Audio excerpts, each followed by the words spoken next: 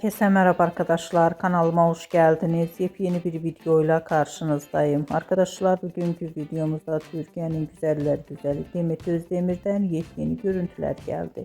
Ben de bu muhteşem görüntüleri sizler için YouTube kanalımda video halinde sunuyorum. Umarım beğenirsiniz.